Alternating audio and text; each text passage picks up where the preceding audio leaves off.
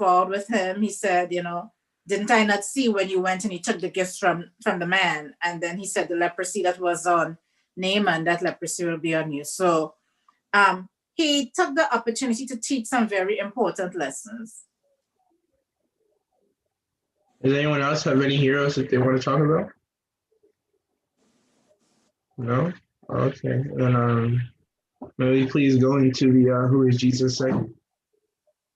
Fantastic. Thanks, Nate. I think Vienna was actually going to share. Vienna, go ahead. Oh, was it? I'm sorry. Yes. One of my favorite heroes would be David, because David, he worked, he was a shepherd, and he went and did the one thing that a lot of people in the army didn't do, and he defeated Goliath. That's why he's one of my favorite biblical heroes. Okay, so I will go ahead now with our next segment. And yeah, so first of all, I'm issuing another apology, guys. I wanted to produce a really nice picture of an altar of incense that's in the tabernacle as one of the third piece of furniture that's in the first compartment of the tabernacle. But as I'm sitting here, I just realized, oh, wow, I didn't get a picture. So I do apologize for that. So if I'm going to ask you guys to draw on your imagination a little bit and just to draw on some of the pictures that were shared previously. And we're looking at the tabernacle in the wilderness. And not just a tabernacle. We know that after the portable tabernacle was put aside, Solomon actually erected a permanent structure for the temple services. And in the first compartment, we found 3 pieces of furniture, which was the table of showbread that we talked about last week. Then we have on the opposite side, the 7-branch candlestick with the lamps that we spoke about the week before. And today we're going to talk about the altar of incense that appears before that veil. And next week, can you remind me, JD? I need someone to remind me. Next week, I need to be able to produce some images so that we would be able to demonstrate clearly what we're talking about. So we have the altar of incense. Does anyone know what the altar of incense in the sanctuary represented? Anyone? Yeah, Adam. Is it Jesus' sacrifice for us? His what for us? His sacrifice? The altar of incense? Yeah. Does it represent Jesus sacrificing his life for us? All right. I think that's a different altar. That would be the altar of sacrifice. Yeah. I get confused with that too. The way I remember is the altar of sacrifice is actually outside in the inner courtyard. So before we get into the building part of it, into the first compartment, outside we find the altar. That's the confusing part because they're both altars, but that's the altar of sacrifice that's outside. So 2 things outside, the altar of sacrifice and the laver. And as we go into the first compartment, now we find 3 pieces of furniture. So there are 2 pieces outside. Then inside we find the table of showbread, the 7-branch candlestick, and the altar of incense. Really good though, Adam. That's really good. Wow. So yeah, but the altar of incense, imagine the altar of incense stands before the veil. And the veil is actually what divides the sanctuary into the 2 parts, the holy place and the most holy place. The holy place is where we find the 3 pieces of furniture we just mentioned. And the most holy place is where we're going to find, that's behind the veil, we're going to find the mercy seat with the cherubim over, the Ark of the Covenant overlaid with the mercy seat. Okay, so it is a little bit hard to remember all of it. If you get a little picture of it in your mind, then you'd be able to say, oh yeah, this is that, this is that. That's how I remember it. But the main thing we want to remember about this little illustration, that demonstration, the sanctuary message was pointing towards all of the things, the roles that the Messiah would come to perform. That's what the sanctuary message is really about. That's what the sanctuary was set up to do. It was set up to show all the different roles that God is going to play in the lives of his people, because God wants to dwell with us, and his way once more is in the sanctuary. So we already discussed the two pieces of furniture outside. We're going to discuss now the altar of incense. I'm going to ask JD to please help me. JD, in the meantime, I'd like you to find Leviticus 16, Leviticus chapter 16, verses 12 and 13. And I'm going to read for you from Psalm 141 and verse 2. Psalm, you're going to find this, Leviticus 16, 12 and 13. Psalm 141 and verse 2 says this. It simply says this: let my prayer be set before you as incense. And we're talking about the altar of incense. So we see here in Psalm 141 and verse 2 that incense is actually being compared to prayers, right? Your prayers is being compared, I should say, to incense. And then if we look at Exodus chapter 30, verses 7 and 8, it says here, could you get it for me too? Exodus 37 to 8. We're going to look at when the altar of incense was actually first mentioned. Exodus 30.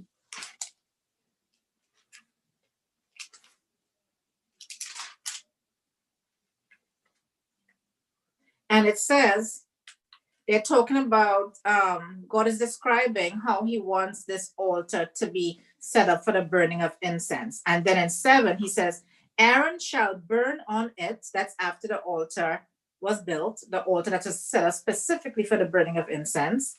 Aaron shall burn on it sweet incense every morning when he tends to the lamps. He shall burn incense on it.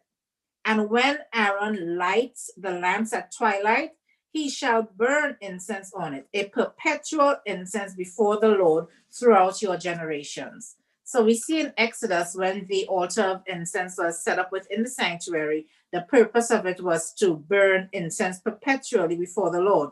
Everything else that was in that first part of the first compartment, they were to be done perpetually. There was always supposed to be bread. The showbread was always supposed to be present every 7 days, baked nice and fresh, but it was always supposed to be there.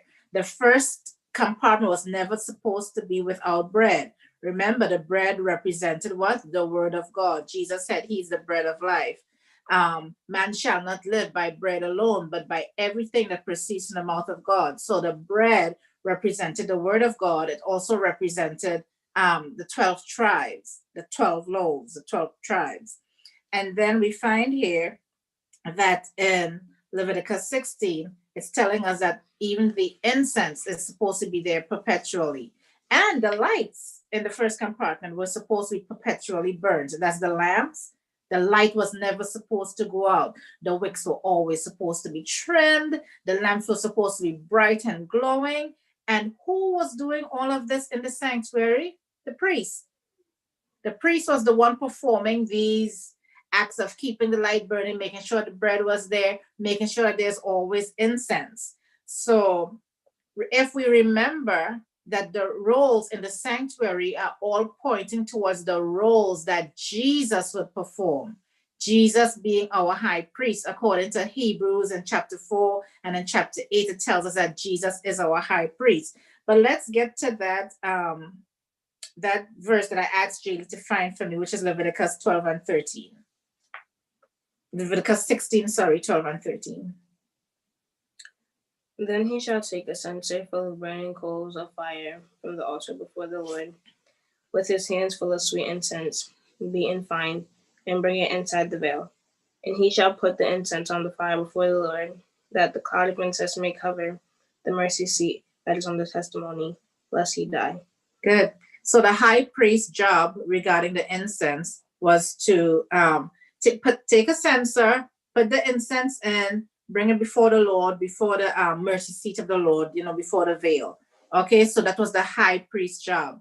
So if that was the high priest's job then, it's the high priest's job now, and the high priest is Jesus, the incense representing the prayers of the saints. One more scriptural reference for you, and I'll go to Revelation 5:8. I'm just going to read this one. I'm going to give you another one, which is Revelation 8:3 and 4. That one you can look into on your own. But let's see what the incense is according to Revelation 5:8. And it says, when he had taken the scroll, speaking about the lamb that was slain, when he had taken the scroll, the 4 living creatures and the 24 elders fell down before the lamb, each having a harp and golden bowls full of incense, which are the prayers of the saints. So what is the incense representing? The incense represents the prayers of the saints, according to Revelation 5 and 8. Okay, so that'll be all for now, guys. And thank you so very much, Nate.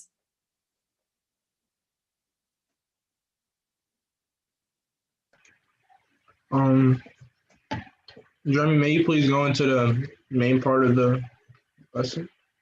Sure. Thanks, Nate. So, and thank you, Sister Candace, for telling us about the altar of incense. I appreciate it. Now, that being said, Sister Candace, I did have one question before I get to the lesson. I heard the word incense many times, but for some reason I never bothered to look it up because I don't know what it means. Do you know what it means? Well, just with like the word incense. according to Revelation 5:8, incense is the prayers of the saints. No, I know it represents a prayer of the saints, but the word incense, I do not know what it means. Oh, well, let's go to concordance and let's hear what concordance says. Okay. So concordance will tell us, that's what I do when I have that, when I have those questions, I go to concordance and let's see what it says. So we're going to go to concordance. Let's see Exodus 26, 25 and 6. Lighting of the sweet incense. And it's a Hebrew word. It comes from the Hebrew origins. And I think it says ketoreth. Ketoreth. So the Hebrew of Hebrew origins from the word ketoreth. And it says fumigation, sweet. Incense is something that will fumigate, like a perfume, so it fumigates. So it says here fumigation, sweet incense or perfume. Okay. It's used in the Bible 60 times, and the occurrences and verses are 58 times. Well, thank you very much, Sister Candace, for sharing the meaning with me. You're welcome. And, thank you. And also, if you guys have similar questions, please invest in a concordance. Okay, it helps to clarify a lot of questions that you may have in the Bible. Sometimes you may not have access to a pastor. Okay. Well, there you go. Thank you very much. So in the lesson this week, we dive into the book of Nehemiah chapter 6, right? Now, this lesson is talking about greed and the community, believe it or not, greed and the community. So let's start off with this particular question. What is interest? I've heard this word also, interest, but I'm just wondering, do you guys know what it means, the word interest? Why don't we start with Vienna? Do you know what interest means? I think the word interest means to be fascinated by something. Okay, to be fascinated with something, all right. JD, what about you? What does interest mean? Something you find intriguing, like you have a deep desire towards something. Okay. Nathan, what about you? What is interest?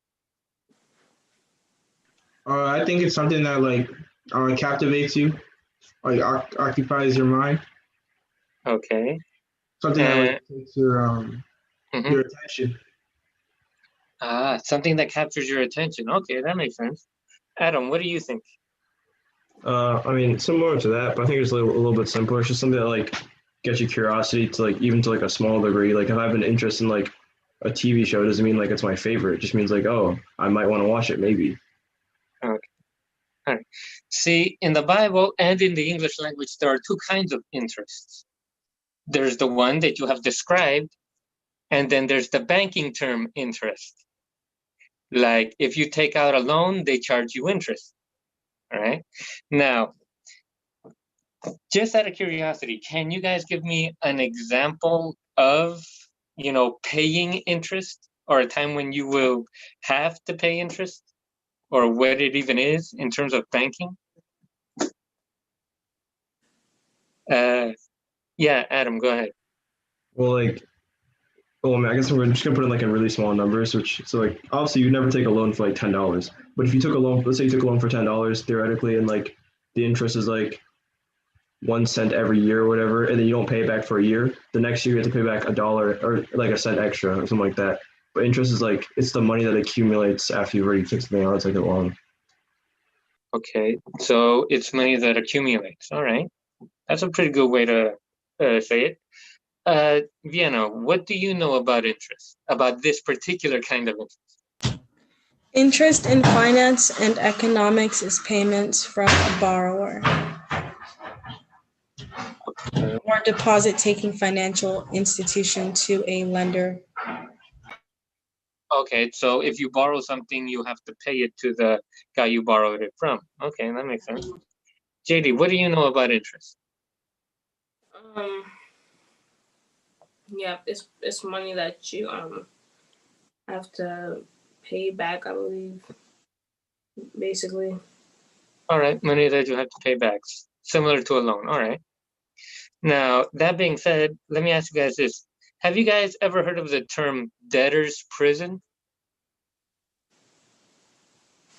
Okay, I see Candace has. Have you guys? Okay. Adam, what is debtor's prison? If you don't pay back the money you owe, you can get like jail time.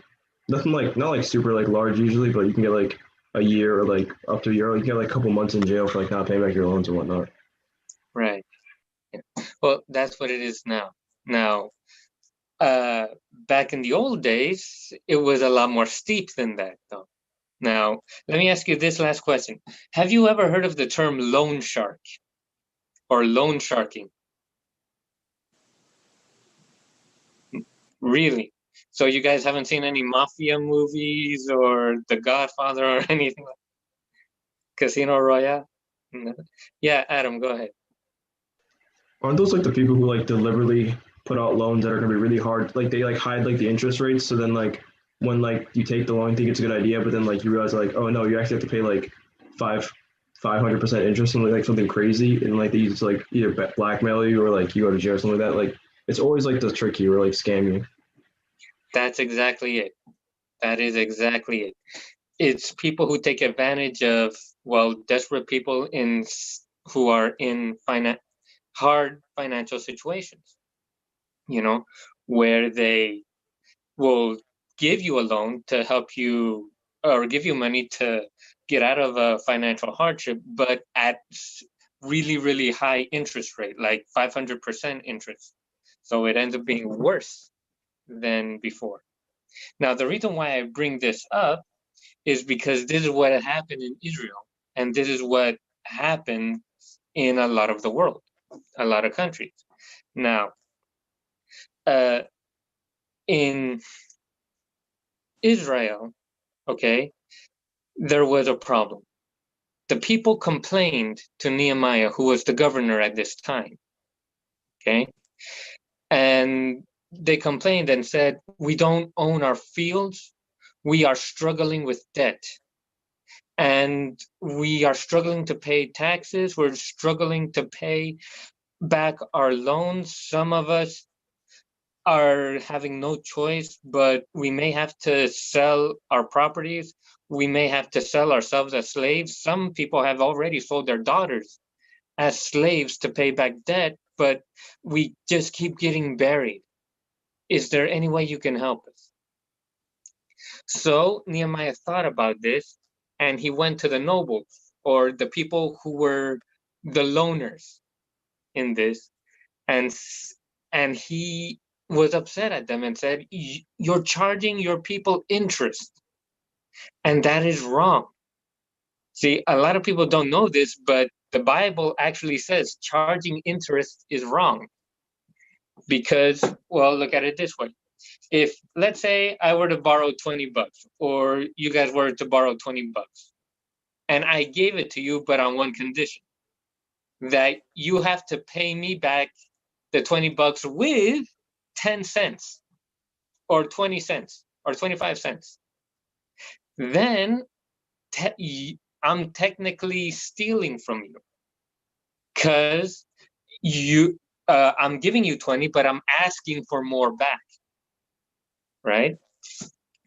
You know, and in the way with the banks, with banking system works, or with loan sharking, they give you money, but they expect you to pay even more back. That's how a lot of loans work, especially when you have to pay the interest. Okay.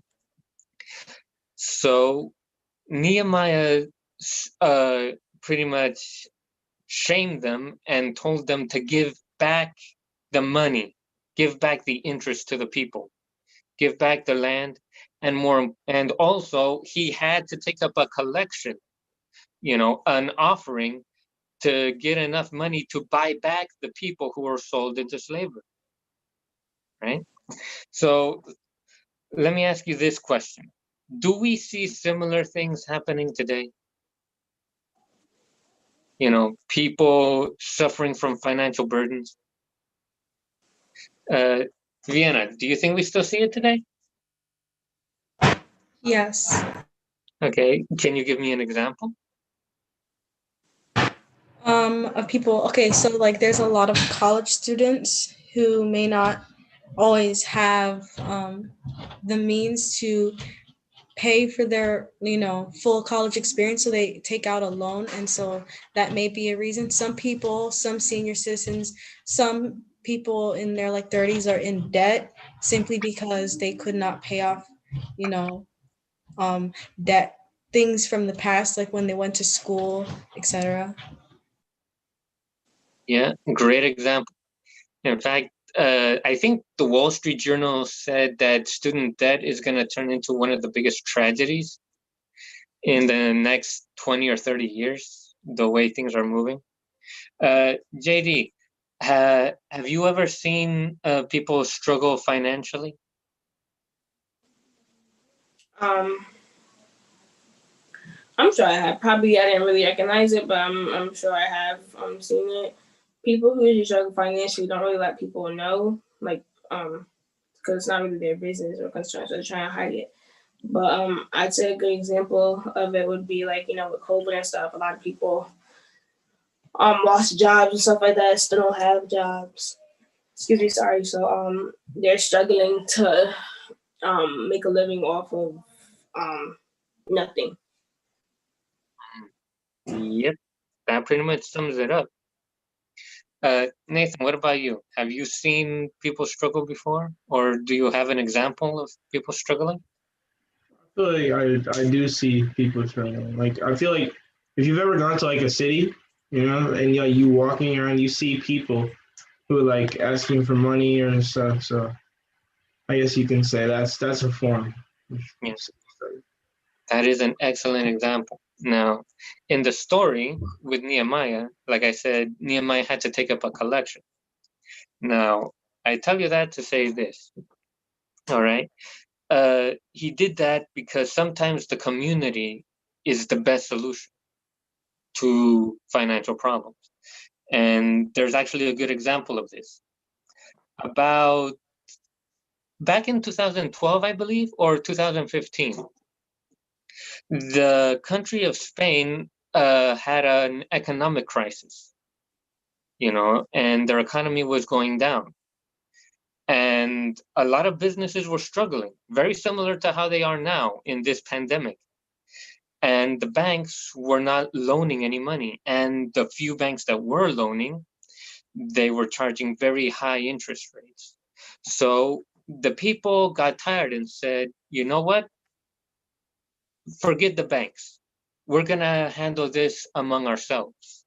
Okay. And a TV show was born from it. It was called Between Us, where the show would present a case of certain business owners or managers or businesses that were struggling, and they would just ask for help. It was a TV version of GoFundMe, basically. And people would call in. Some people would donate money. Other people would donate resources. You know, one person said, hey, I own a grocery store. I can't afford to give you money, but I can give you free groceries so that you don't have to spend money in food, and that way you can save it and put it into your business. Another person owned a bakery and said, I'll give you free bread. You know, that way you can save the money and put it into your business, you know? And it just showed that people from the community, from that Spanish community, and even from other parts of the world were willing to help their fellow man, their fellow business ownership, just to, you know, to help get them successful. You know, that they didn't need bank loans, that they didn't need any bankers or any interest to help. They needed only the community, right? So, you know, and by the way, I checked this program last night, and it's still going strong. And they have lots of stories and testimonies of people who gained financial liberty and gained success just from that help that people gave them, you know. A good example of community. In the same sense, when Nehemiah's plan had a similar idea, you know, to get the community involved and help one another. Now, why is it a good thing to get the community involved? Or when there is, or rather, let me rephrase, when there is a problem in the community, why is the community also a good source of a solution? Adam, what do you think? Well, first of all, I'd say familiarity helps because it's easier to receive help from people that you trust, especially if like JD said, some people don't want to like be so public about their financial issues. So if it's someone who's like close to you and someone who like knows your issues already, you don't have to like deal with like the awkwardness of like explaining like what you're going through to them. And they can just like be respectful to you and like help you anyways. And it keeps it within that community, so it doesn't like leak out into the rest of your life. Like that can be really beneficial. It's like it feels like more secure. Hold up, yeah, that makes sense. Vienna, what do you think? I think it's a good thing because I've heard there's strength in numbers, and there's a lot of people in the community with different resources that not everyone else will have. So that's an important factor. Okay. JD, what about you? In what ways is going to the community for help sometimes better than going to, say, a bank or a big business for help? I agree with both Vienna and Adam. When you're in your community, you know, you engage those people, or like certain like connections in your community like that are willing to help you out with no problem, with no hesitation. So yeah, and then too, sometimes when you go to the bank, you gotta probably end up paying later on and stuff like that. With their community, honestly, a community is supposed to be, or generally, like a big family. So yeah, they'll help you out with no I problem. completely agree with that. Sister Candice, would you like to chime in or add anything? I think the community benefits from helping their own, because let's take for instance, if there's let's say there's a home in a community, and that home may have a sick owner. So someone owns a home and that person is sick, so they cannot come out to cut the grass or to plow the snow that's accumulating on the sidewalk around the house. That house, if they can't cut the grass, begins to become a blight on the community. it tends to reduce, the real estate. If there's a few more homes like that doing stuff like that, it reduces the cost of the real estate in the area. It just becomes an eyesore in the community. So if the people in the community can get together and go assist that person to cut the grass or to plow the snow that's accumulating around their home because they're sick and they can't do it, it benefits the entire community, especially if there's snow gathering around your house and maybe I have kids. My kids may fall on their way to school because they got to go take the bus. And, I just don't want my kids to be hurt or anyone else to be hurt. So it's a good thing for me to just say, hey, let me just go assist. Let me get a couple more people. Let me see if I can rally people together because it's going to benefit the entire community. Right. An excellent point and a very good example too, Now, you're right. The community is a great source of help if the community joins together. Now, incidentally, though, sometimes the problem may also stem from the community. I mean, there is a particular story that is very old, where the rich take advantage of the poor and oppress them. Many books start off that way. And in the case of the Jewish people in our story, it was their fellow Jew. It was the higher ups in that community that were oppressing the other people. In the same way, sometimes there are people in our own community that take advantage or that exploit people. So let me ask you this. Have you ever been taken advantage of, or has somebody ever tried to exploit you or take advantage of you in some kind of way? Adam, let's start with you. I mean, definitely. Like, there's been so I don't live in a city, but like I go to school like in a city. So often there's like homeless people walking around who like need money or need something to donate, and then like there's times where you can tell that like it would like giving them money wouldn't be the best idea because they're not going to use it for something like beneficial. So like someone's like, hey, like, oh, can I get like $20 or whatever? Like, oh no, and like you offer like to buy them food, and like, no, that's good, I'm fine.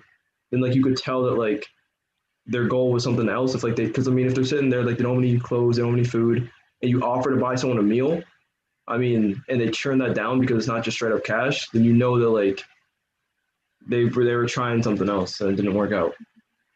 Yeah, that's a very good point. Vienna, what about you?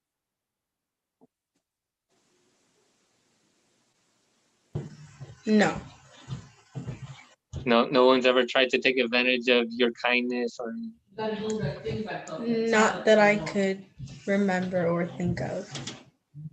All right, that's good. Hopefully it stays that way. But you get a job and that will change. Yeah. It does change when you get a job, believe me. JD, what about you? Has anybody tried to take advantage of you? Yes, I say my whole life I'd say that people take advantage of me. But not that I let it happen, but people just take my niceness for granted. That's all. Yeah, it's sad, but it does happen. And especially when she got a job. Mm. I mean, yeah, I guess so. Not really though, but yeah, probably more because when you see money, you see money. I'm not a walking bank, but anyways. Yeah. By any means, but people will still take advantage of whatever they can take advantage of. And I mean, that's sad. And it's not strangers. It's from the community. Sometimes it's your own family. It's from the people you least expect it to be. Mm-hmm. Yeah, preaching to the choir on that one. Nathan, what about you? Have you ever been taken advantage of? No. I don't like. So I don't have a lot of money. If I did, I wouldn't be telling people. So people don't really ask me. So. Okay. All right, Sister Candice, I can see your smile. I'm sure you have a few stories you can tell us. Oh yeah, I said, have a few more birthdays and a job, and you'll be able to have all those stories. But yeah, all the time, and I mean, it's really unfortunate. But I guess, that's the way of the world, if I could say that. People try to take advantage, and many people do not see anything wrong with that. Let me give an example. So one day, my husband is from one of the islands, and one day I saw a message on his what is that? His Facebook thing, and someone that he knew from his neighborhood years ago was asking him really, really, like, without shame, please send me $200 so I can fill a barrel up to send home. And I was like, what? I'm like, do you even know this person? He's like, yeah, I knew this person years ago, but they have no boundaries when it comes to, seeing if they can get whatever they need or whatever they want. It's not even a need, it's a want. Yeah, that is very true and very sad. And you brought up a good point that it is a way of the world, that there are a lot of people who do this way, who think taking advantage of people is the way to become successful. In fact, you ask any CEO, what do you need to do to be a CEO? They tell you it's a cutthroat business. You need to, be ruthless. And by the way, cutthroat is another way to say thief. So it's a lot of theft going on, and going back to banking or CEO, if like I said before, the Bible expressly said that collecting interest is wrong. Yet if you look at any bank in the country or in the world, Chinese bank, the British bank, the US banks, English banks, Spanish banks, every banking system runs on interest except one. All right. Now, I actually learned this from my brother. The Muslim banks are the only banks in the world that do not collect interest. If you ask a loan from that bank, they do not charge interest. They only ask that you pay it back. And that is it. Nothing else. Now, you think it wouldn't run so smoothly or that it would have failed, but it is one of the most successful bank models that there is. Now, the reason why they do it this way is because they say that the Quran, their holy scriptures, and the prophets say, and God himself said, collecting interest is wrong. Even though the world is telling them, no, it's okay to collect interest. Everybody collects interest. They took a stand and said, no, our Bible and our prophet and our God said it is wrong, and we will stand by it. We will not collect it. What they do instead is, if the business is successful and they get a profit, they merely ask for a tithe in return. If you're successful, if you get a profit, then please give a tithe back to the bank as well. Yes, Sister Candace. I was just wondering. So, what if someone defaults on their loan? Like, what's the consequence? Okay, so the sad thing about defaultation is you still have to pay back the loan. And so if you default on it, they do take collateral. That's still a thing. So if somebody signs for you, they would be responsible. In some cases, you may have to sell your house or your businesses. But on the bright side, like I said, they do not charge interest, which means that in the long run, you'd have to pay less than a bank that would charge interest.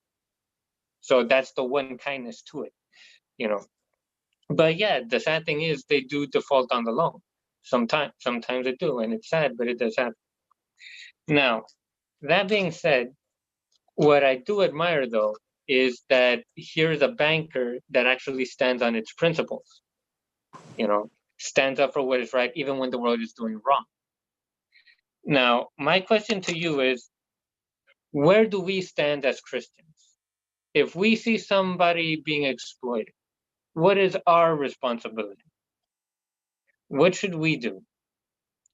Nathan, what do you think? What should we do if we see this happen? I feel like when someone is being exploited, first you should let them know that they're being exploited. Like if someone comes to you like, oh, someone's trying to offer me this, should I take it? Like speaking of like a loan or something, you should like first try to let them know that that's wrong, that they're being exploited. And then like if it's like a legal problem, you should probably tell an authority if it gets to a point where it's like a chargeable offense.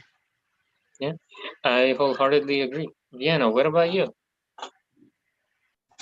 I completely agree with Nathan. Okay. Now, Adam, let me ask you, what should Christians do if they see exploitation? Tell the person, because I feel like you should kind of just tell the person, leave it at that. Because at the end of the day, like there's not always much you can do, because people's situations are their own. They make their own decisions, and if you were just to try to overstep their boundaries and like try to fix it for them, it's not going to help them in the future. So you're better off telling it to the person, and then either letting them learn their lesson through failure, or move forward and evolve through it. Interesting. That's an interesting way of looking at it, but I can see how, that can also be beneficial at times. There are some people who only learn through struggle. It's sad, but it does happen. JD, what about you? What do you think the Christian stand should be when it comes to situations like this?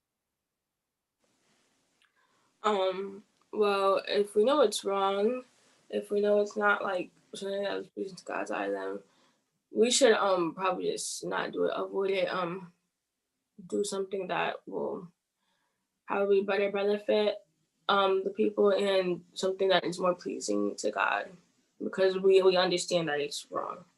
Mm-hmm. All right, I can see that. So coming back to our lesson with Nehemiah, it didn't just end with Nehemiah taking up collections. You see, while Nehemiah was the governor, he did something that most governors would never do. When people were hungry, he would give food from his own table to them.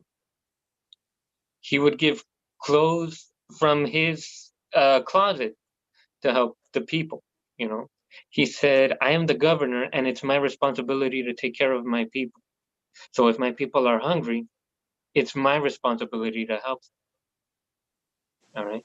Which I believe is one of the reasons why God put him in that position in the first place, because he was that kind of man, or that kind of person. Right. So in a similar way, we as Christians have this responsibility, that dates back all the way from Genesis. Am I my brother's keeper? Yes, we are. We are accountable and responsible one for another. Especially we, the church, we are a community, but more so we are a family. If your brother is struggling, would you not help them? And if I'm struggling, wouldn't I seek help? Or I'm having trouble, wouldn't I go to my brother for help before a bank or before anyone else? In the same way, we as Christians should be the people, the ones to help people, the ones that people turn to for help. God called us to be a light, but, to shine. And the light shines brightest when the world is dark. Now, during these pandemic times, a lot of people are struggling, which is sad, but it also gives us the best opportunity to shine brightly and help others. Now, does anybody want to add or comment anything before we turn it over to the challenge of the week? I think, Jeremy, what we find happening too with that's usury. That's what the King James referred to it as. That it was really self-serving interest. Interest is never in the benefit of the other person. It's self-serving interest. So you need something from me. I'm willing to give it to you, but I'm only willing to give it to you so that it benefits me. So that when I lend you this loan for $20,000, then I can get like 100% of it if you don't give it back to me within a certain time, self-serving interest. And we find that God's people continue to fall into that trend all the time. And not necessarily the trend of being the ones who are oppressed. Yes, they fall into the category of those who are oppressed, but they fall into the trend of usury. What can I get from you if I have to make this sacrifice and give you something that really belongs to me? And I think that what we found happening in Nehemiah's time is that self-serving interest did not work well in the benefit of the community. They had to actually overcome that issue in order for them to do the work that God had called them to do. So if usury today is still an issue within the Christian community, we're not going to be able to do the work that God has called us to do. Very well said. Appreciate it. All right. Anybody else have any final comments or anything to add before I turn it over to the challenge of the week? Okay. If not, who has the challenge this week? I do. So this one's simple, but I think it's really important because of what our platform is. It's this is like something that I need like everyone to do, or like it's not as powerful. I think we should all like come to church, not church, or yeah, church, but always come to Bible study tomorrow with the testimony, like a personal one, because if our whole thing is to kind of inspire like youth and whatnot, and I don't think we've really like done like personal testimonies in a while. So I think now's like a good time to kind of do that. And I kind of like want to stress that like I think that like all of us need to do it. Kind of sometimes like for challenges we don't always participate, but it's enough. I feel like in this one like it's best if like we all do it, especially this one. So testimonies. And when's the Bible study tomorrow again? In case for next week. Oh, the one for next week. Yeah, right. Got it. Does anyone perhaps have a quick testimony that they wanted to share? Anyone with a testimony? Yeah. What about, I know it's kind of like impromptu, but what about for all our hardworking scholars who aced those finals or whatever they were just before Thanksgiving, whose GPA just went up like about 10 points? No, okay, you guys can save them for next week. Okay, but that's just getting a jump started. Thank you so much for that, Adam. That was fantastic. I do want to just say thank you to everyone who showed up today, to our viewing audience. We just want to say thank you to you guys. We hope that everyone has been benefited by listening to this study, and we're praying and asking that everyone would be so much more equipped in their Christian dealings as we go along. So I'm going to ask my daughter here, I'm going to ask JD to kindly pray for us and to take us out of this afternoon session. Okay. Dear Heavenly Father, thank you for this study. Thank you for bringing us all here together again, another week that we are here, Lord. And thank you for helping it to be informative, Lord. I ask that you help us to always want to be on fire for your word and be able to preach to other young people, and also teach it, help us to grow in you as well, because it starts with us to be able to preach to others. Lord, help us to continue to talk to you throughout the week. And Lord, as we depart, I just ask that you protect each and every one of us here. And I pray this in Jesus' name. I pray, amen. Amen. And thank you, everyone. Please have yourself an awesome afternoon. Looking forward to seeing you next Sabbath, 2 p.m. Eastern Time. Bye for now. Bye.